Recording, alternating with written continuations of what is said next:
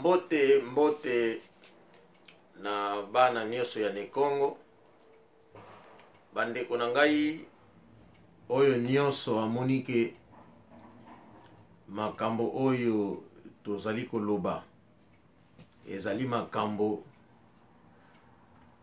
ke ezali kosepelisa ye comme ezali ba débat oyo ezali kosenga ke tosalaka ba échange ya ba connaissance na biso, tomeka ko attirer attention ya bandeko na biso. Alors bandeko na ngai bo se enregistrer na Ana Nekongo. Soko koti na YouTube o se enregistrer na Ana Nekongo, Ana space ne space Congo, K ya seteme Congo ya Kongo na YouTube Ana Nekongo. Eza nango gratuit, okomona na droite na yo so koti na YouTube soka siristre cloche eza wana o cliquer cloche wana bandeko. Chaque fois toko chali kambo na account na biso ya YouTube, souvent okomona yango na page na yo on ya directement comme ça. Au tala wa programme na biso to sala ba débat, to sala ba échange ba pensée, et puis to s'entraider na makambo oyo moko ayebi te oyo ayebi, comme ça to sungana to salisana kofinga na ezala te, to zana ba passé te, to zana ba critique moko comment dirais-je, il y a sens diversité, to zana ba adulte quoi. Comme pe oyo azana numéro na biso te akoki kokota na 0044 740 40 22 327 wana numéro na biso. Comme pe toko solo yango soki s'agit de débattre yango, donc wana ezali numéro na biso. So check na WhatsApp ezali numéro ya Ana Nekongo, donc ezali numéro na ngai privé te, mais ezali numéro ya Ana Nekongo. Ezapeli numéro oyo soki mutu abengi to wipi ko yamba yo to débattre. Bandeko na moni ba message mingi batu ba komeli ngai na sali effort ba message mingi na répondre, mosusu pe na répondre na yango te, mais na ko profiter ndenge to loba boye comme ça to meka ko débattre yango. Bandeko tozali ba africain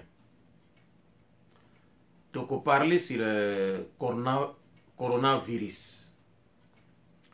Bandeko, je pense que oyo na lobby ezali ba makambo naza ko inventer te, ezali na ba recherche tozo sala, ba information oyo tozo zwa na bato nga na yebi, mosusu soki na ziba ba information nazali ko analyser yango na koma na conclusion na passer ba information na bato. Donc bato na tanga na bango ba oyo na bango amitié basana ba feed moko un peu différent, donc ba amitié wana za ko permettre na ba information oyo na za ko passer. Bandeko ba information ko na za ko passer na lingi bino pe bo analyser yango, et puis bo chaper en pratique on na za ko loba, donc bo za ko vérifier yango, bo za ko tala soki ezali ko salema bongo to ezali ko salema bongo te, to ezali yango to ezali yango te. Donc soki moni ba information na pesi ezali effectivement yango, donc ezali te ke po yo zongelanga, mais o conscientiser bandeko mosusu, comme ça to kwela mabulu wana te, to bakokoso wana ezali ya biso te, mais to sungana. Bandeko soki yo ozana moyen kotala video na ngai, bato mosusu bazana ba moyen wana te parce que ils n'ont pas le temps. Alors soki moni yo yebi sunga oyo atalaka te, parce que ba connaissance eza différente, eza ni sundenge moko te. Bandeko na likambo ya coronavirus na moni ba musuba ti balobi la ngai ko ndenge nini kaka mikolo bazokufa bana mikete. Mama moko na Espagne lobi ndenge na Espagne kaka ba vieillard bazako kufa bana mikete. Ndeko musuba bilanga me ndenge nini ba mikolo kaka ba bébé te. Bandeko tozala badilte ntango toza kotuna baquestion. Vraiment liwa eponaka,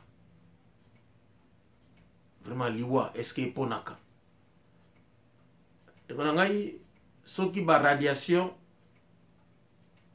ekoti na ndako oyo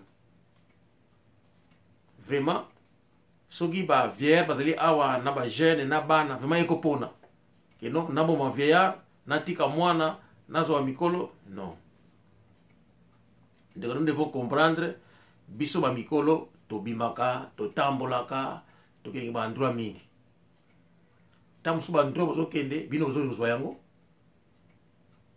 parce que ba radiation wana eza kosalema partout.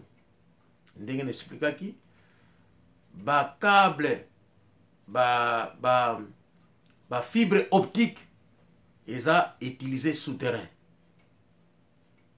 Ba fibre wana tango ezali alimenté, ba fibre wana ezali capté na ba poste oyo batie na nzela.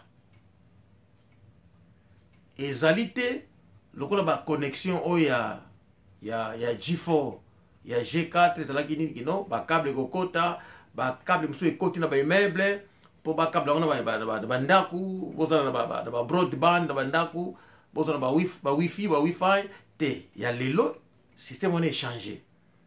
Vous comprenez bien que non ba câble oyo batie ba fibre optique wana ezoke na ba ndaku ya batu te ezali ba technologie moko avancée. Donc ezali souterrain et tant qu'ils ont alimenté batie ba poto na manzela oyo ezako capter yango mbala moko ba poto wana ezako kabola yango na likolo soko na mopepe. S'il vous plaît, vous comprendre. Tant que vous avez un biso, tout ce na misala, tout ce que tambola, ba radiation wana. Bozo mona mingi, batu mingi ba ingénieur banani, bazo tambola na nzela na ba pareil, bazo meka ba radiation wana. Donc mona que non azo tambola, azo sentir yango que non awa ba câble ezali awa. To ba machine ezako tanga yango, ezo tanga que non awa ta la radiation ndenge ezaleli. Bozomona ba experiment wana bato sala ngotira banzela mona bezeke no ingénieur na ye azoita la radiation tanga radiation bozomona ngona ba prince ya voiture na ba couloir biso tambolaka bazotala yango au complet sika mo bezo bo pa fumble no radiation katani donc ici quand on a câble et continue C donc sauf que on changer on veut que non besoin câble 4 ici et que na ngambo donc vous remarquer non kuna radiation sili parce que câble 4 ici nous sentir on va partir likolo à partir de la machine étant en radiation. Donc ce que je tanga na likolo déjà na libanda qui veut dire radiation wana dans na libanda donc yo zo tambola et zo côté na nzoto. Nous devons comprendre ça bande konanga. Donc radiation iko pona mukolote iko pona mwana mukete. Ezako défendre ezako dépendre ndenge nini eko se manifester na nzoto na yo. Donc ce qui na nzoto na yo ekuti maladi et puis soka mikolo. Donc dès que ekuti yo mbala moko maladi zakati na yo mbala moko et déclencher yango mbala moko et créer yo kosukosu. Ba kosukosu wana sala na nzoto na yo ezali te ke ba coronavirus o bazolo bela biso. Coronavirus o bazolo biso ezali ba maladi moko ezali dina ba bactéries, ba virus on ezali autre maladie on ezali traitable donc ezali na ba chloroquine d'ailleurs ba bactéries et ba mango na ba désinfectant soki en cas que ezuna ba bloc lia bloc na bolé yango et causer ba fièvre ba maladie mususu donc ezali traitable na chloroquine comme na ba quinine. Donc c'est une côté que nous ko bomayo et puis so ba kosu ba asphyxie non. Mais ba radiation nde soki ekoti yo na nzoto ekokoze bakosu kwa sele zo koze bakosu wana moya ko traiter parce que ezali ba poison ekoti yo na nzoto mbala moko quelques jours après ekausi yo mungongo mbala moko ke na poumon ekati poumon parce que kata respiration na poumon bandeko nazali ko expliquer likambo oyo malamu. Et puis radiation soki ekoti yo na nzoto et s'évaporaka. Donc ndenge zokota ndenge pe bimaka. Donc na nzoto ya moto soki ekuti na maladi na nzoto neko ko umela pe evandi na nzoto na 1 mois 2 mois pe mais eza ko ronger yo muke muke soki ovandi sika batu bazali donc yebaki radiation na yo na nzoto eza ko bima ezozo pe na bato mosusu donc soki olongi sika wana okei ezwi mpe bato mosusu bato baza nsima na yo oaza na maladi na nzoto soki ezwi ye ekose manifeste avant yo kutu ta mosusu kutu ye 2 jours kaka na ndako mpona moko bakosokoso ebandi ye bopapapapale ebomi ye mais yo okontinue yo ezokontinue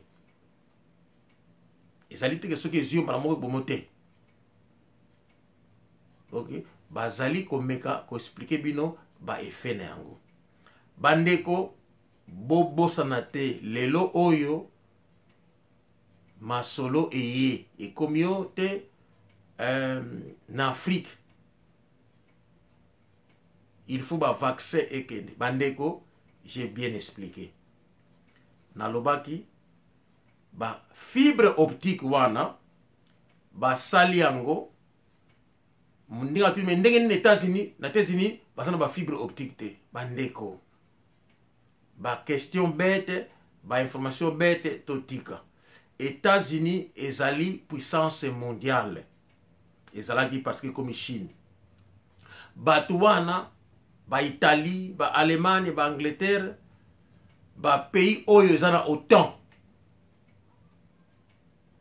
pays wana eza kotambola na technologie ya sika donc tango technologie salema bango fo bazala updated na technologie oyo ya sika ce qui fait que tango technologie salema États-Unis azana yango pays mosusu bazozwa yango donc yango ezosalaki non tango Chine ayaki na idée ya G5 pays ya occidentaux baboyaki yango parce qu'il savait que G5 wana ezalaki mabe ezalaki na désavantage na bango pour na espionnage yango wana bango baboyaki yango mais ezalaki invention chinoise ezalaki déjà élaboré à cette époque ba chinois basalaki déjà bayaki nini non tant bakosala bakable na bango bakoalimenter yango bayaki nini bakosala po bastopper yango bastopper bamort wana les chinois savaient ça yango bamonaki tango chinois asali installation na ye pays occidentaux bien que espionnage na bango bazaki na doute bazaki na se baser na négociation mais tango bayi komona ke komi réel Chine a alimenté G5 na ye parce que Chine asalaki sacrifice la Chine savait que radiation wana ekoboma bato alors baki na solution mosusu ya kostopper yango et c'est ça qu'ils avaient fait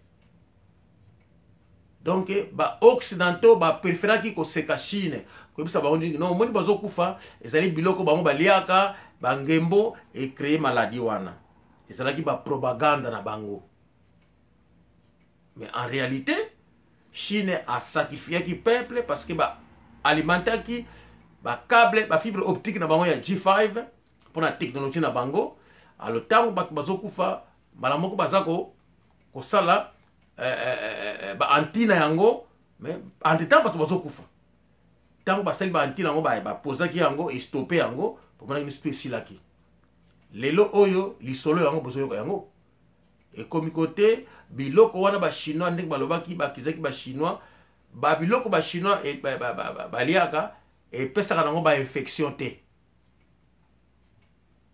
biloko eza nango mangeable donc yango te ekozaki likambo esalamaki na Chine oyo ezalaki na Chine ezalaki fibre optique bango bainstallaki mpona technologie na bango tango baalimentaki yango ekozaki baliwa wana na Wuhan lelo oyo vérité yango ekomi kobima yango epesi occidentaux bandeko tokota na bandako tobima te vraiment bactérie na virus yango tokota na ndako biso na bino tokoli na pays africain tokoli na Afrique disons na continent africain j'allais dire tolia bangembo tolia bapuku tobotami tokuti baluba baliaka bamboa tokumi ange tozala yango baluba bazokontinue kolia bamboa baso bakolia banyao baso bakolia soki biloko nini tolia bambinzo tolia bapuku ya zamba tolia toute sorte ya banyama insecte quoi que ça soit tozwa ba coronavirus te. Sida ezalaki bango ba kosala ba experiment na bango na Congo. Basali laboratoire na bango kuna ekomi tant basali ba maladie na bango bakomi kokosa oki non sida ebandeki na biso na Afrique ebandi na makaku. Ezalaki mensonge. Lelo boyebi yango kino bango basalaki sida. Bandeko nanga. On a découvert que non, bango basalaki yango. Ba laboratoire wana batika ko abandonner yango. Et bandeko nangai, lelo oyo tokomi na niveau mususu. Na masolo oyo bango bazali ko lobela lelo. Bandeko, histoire est changée. Et ça nango lisusu te ko te. Ba chinois baliaka n'importe quoi. Ndenge ba propagande basaki na télévision. Parce que les occidentaux comprennent que non, peuple à comprendre la vérité. Que les alités, coronavirus, ce n'est pas ça. Donc il y a deux coronavirus, où il y a des bactéries, où il y a des virus. En réalité, c'est des bactéries. Pour le coronavirus, il y a des bactéries, où le docteur Raoul, les scientifiques français, parce qu'ils ont découvert, ils que non. Ce qui est causé maladie, ils allaient soigner la chloroquine. Ils allaient soigner la quinine. Alors, coronavirus, occidentaux, ils ont créé bango moko, wana, ils allaient soigner la chloroquine parce qu'ils allaient la radiation. D'où, bango pas une solution.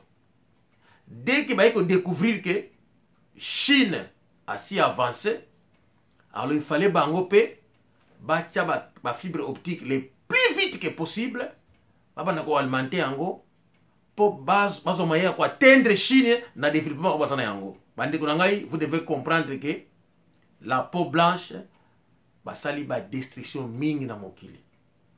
Lelo soki ba chinois ba ko lia biloko baliaka parce que ba occidentaux ba mindele ba blanc ba envahir ki Chine. Ba envahir ki ba pays belé ba envahir ba Afrique na biso lelo na colonisation parce que de même ba ki ko envahir ba pays wana ba chinois lelo ba nzala ba mindele ba yokisa ki bango lelo chinois ba ko lia n'importe quoi pour ça moyen ko survivre tant ba mindele ba ki ko envahir bango ba pays wana ba blanc ba ko ki tina niveau ya roboto la Hong Kong bon mona ki ba guerre ya Japon ya deuxième guerre mondiale mais ça dans la bonne mémoire. Parce que boka bombe na Hiroshima. Toujours la race jaune. Les Japonais ont une invention. Ils comprennent que nous sommes dominés par les blancs. Ils ont une sorte d'esclavagisme. Ils ont une sorte de colonisation. Il y a les États-Unis et les Indiens race rouge. Les États-Unis, les gens ont occupé. Les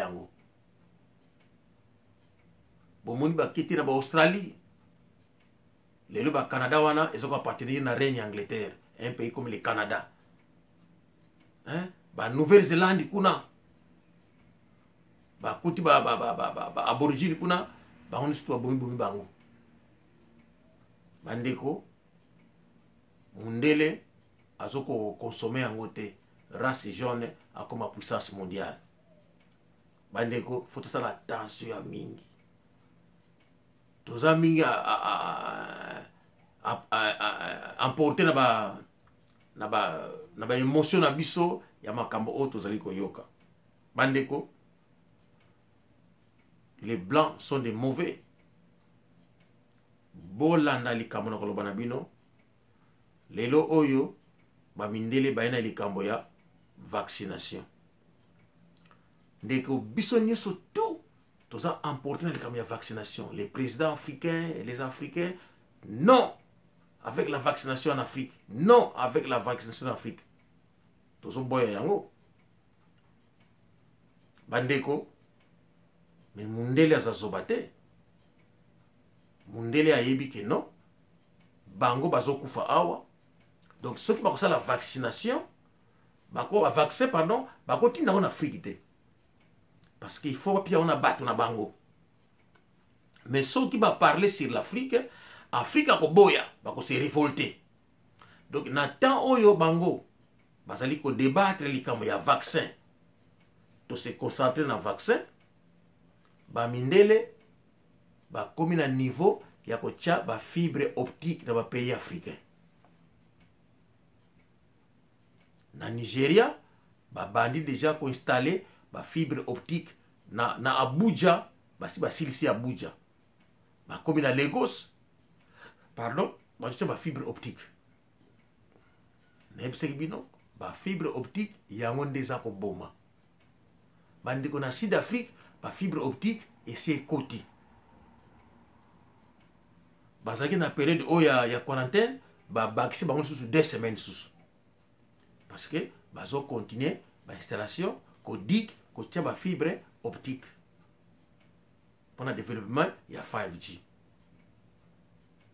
Bandeko na monaki ndeko moka komelaki ngai kino na kisasa pe na njili déjà kuna baza kotimola baza kotia nini ba fibre optique. Nga na yebite ndeko komelaki ngai na Congo pesa déjà parce que awa dia bazo timola ba tia ba fibre optique wana. Muta komelaki ngai yango.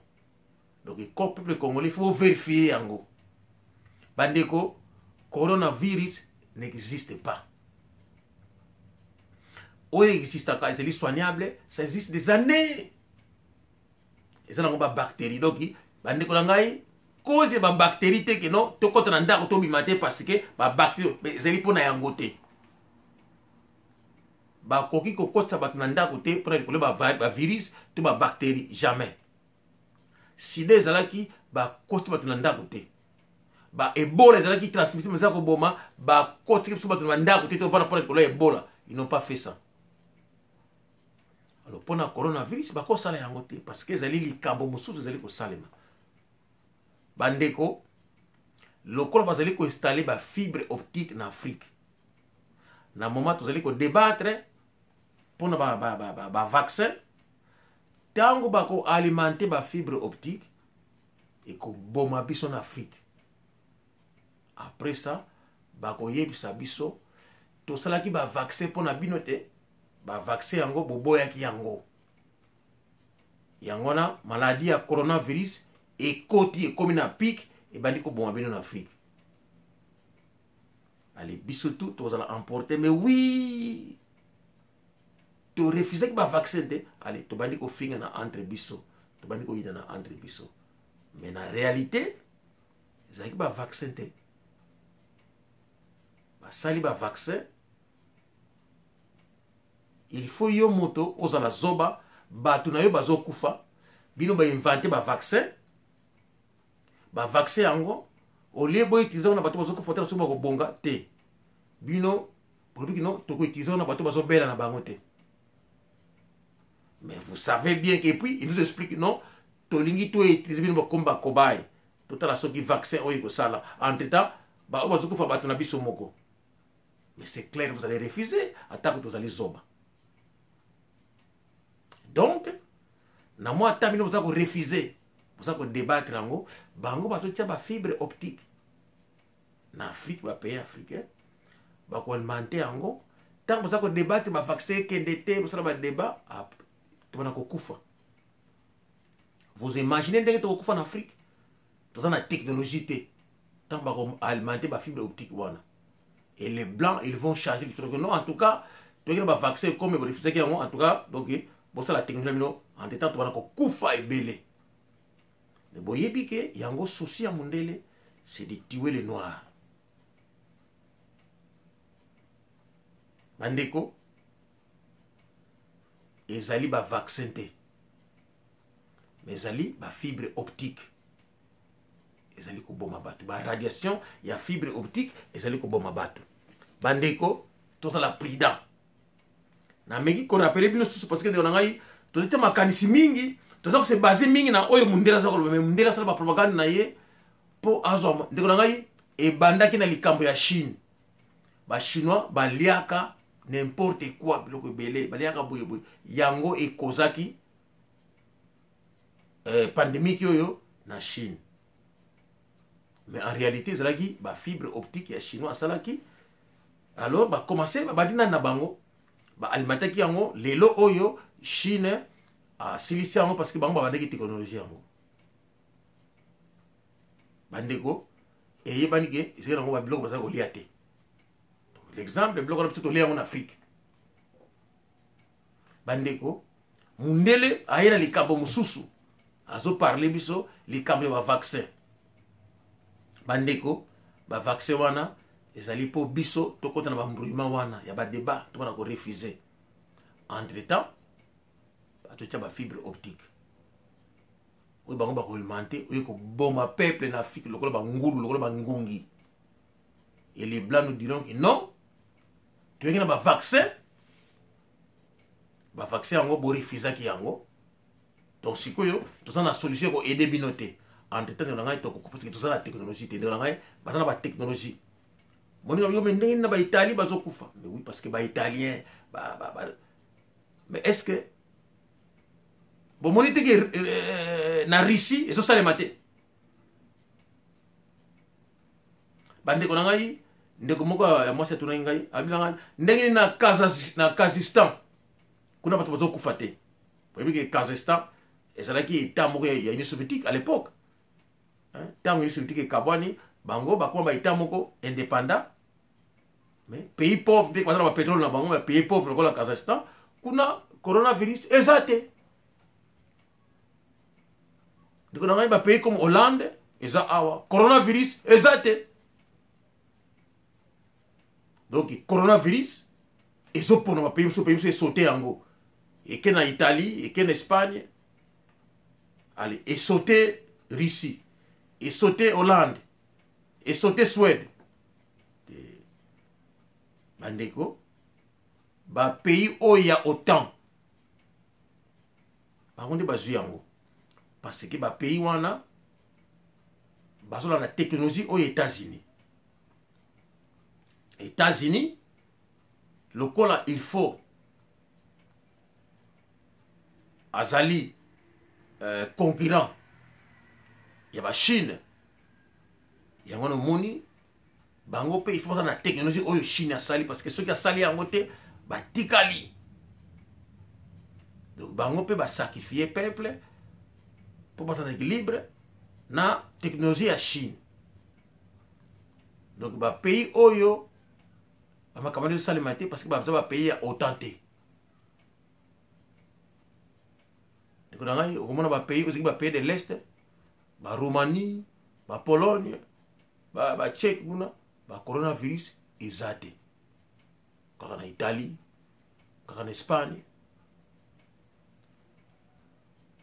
kaka na moni susuki Allemagne ba France ba pays wana ndeko na ngai boyoki teke na Russie bazokufa ndeko na ngai bandeko na ngai ba radiation teza koboma ba onde wana teza koboma yango pe moto ekoboma na Afrique parce que ba keis kon Afrique na histoire ya vaccin et nous sommes tous emportés dans le vaccin et vaccin on y a biso vaccin yango ils nous disent que non d'abord vaccin on utilise un poison des vaccins yango to sali non pour maladie oyo mais to komeka on va cobaye en Afrique et puis ils vous disent que non to komeka on a bino ba cobaye na biso pour bino bo silika bo refuser yango après ça bo continuer ko débattre yango entre temps bato tia ba fibre optique na Afrique bazo parler on te que non et puis quand tu as une fibre optique pour la technologie bazo parler mais bazo parler si ba vaccin pour biso makanisi et que na vaccin entre temps oyo ko boma biso baza ko installer on a pété nyonso après ça ba ko alimenter yango et bandi ko boma biso et puis ba ina ba télévision na média na bandi que non vous voyez Afrique on ko kufa parce que bakati ni ko komate mais kuna pe zalaki comme na pic tandis que zo boma bango entre temps ba alimenter ba fibre optique bandeko na ba fibre optique wana c'est le moment en Afrique to refuser yango na nous to tika na 4G pour la communication na biso nanu to komina ba niveau ya 5G te pour to kokona ba Chine to kokona ba États-Unis na ba Italie non peuple africain président africain s'il vous plaît refusez la nouvelle génération 5 en Afrique s'il vous plaît on n'a pas encore atteint ce niveau de technologie pour commencer avec 5G ou la génération 5 en Afrique. S'il vous plaît, restons avec la génération 4. C'est les radiations de génération 5 qui tuent et non la maladie de coronavirus. S'il vous plaît. N'attirez attention, n'attirez attention à Bato Nyonso. S'il vous plaît, que vous puissiez comprendre, et l'autre, vous allez Koboma, vous allez coronavirus, mais plutôt, la radiation, il y a une nouvelle technologie, vous allez génération 5. Moto, vous allez Koboma. Biso Nyonso, ma qualifié kei, na ba vaccin, mais ba bandi ko timola ko tia ba fibre optique, ko sala ba installation, mais ils n'en parlent pas. Bazali, kolobele angote, on n'en parle pas, c'est comme si rien n'était. Oye ça ko boma, to solo bele angote, mais to la vaccin. Ba vaccin wana eko yate. Ba vaccin wana ba eko yate parce que ba yibi to li ba zobate to kondima yango te. Bandeko, je pense que na Limboli, États-Unis, azana G5 ba refuser que on est bandeli, mais yango sikoyo ba ti ba fibre optique yango peso boma kuna. Ponini basa un équilibre batika la simate na ba chinois qui bali ba race jaune parce que ceux qui ba chinois ba commander mokili ba chinois ba ko faire bango payer na ba malfaisance na bango oyo ba sala na mokili. Donc les blancs ont peur de la race que la race jaune domine le monde. Alors les Chinois travaillent en collaboration avec la Russie. Donc les lo oyo armement ya supersonique. Arme la plus puissante du monde, c'est la Russie. Donc bandeko na suki wana, j'espère que tu peux passer message et puis tu vas voir. A plus bandeko na ngai.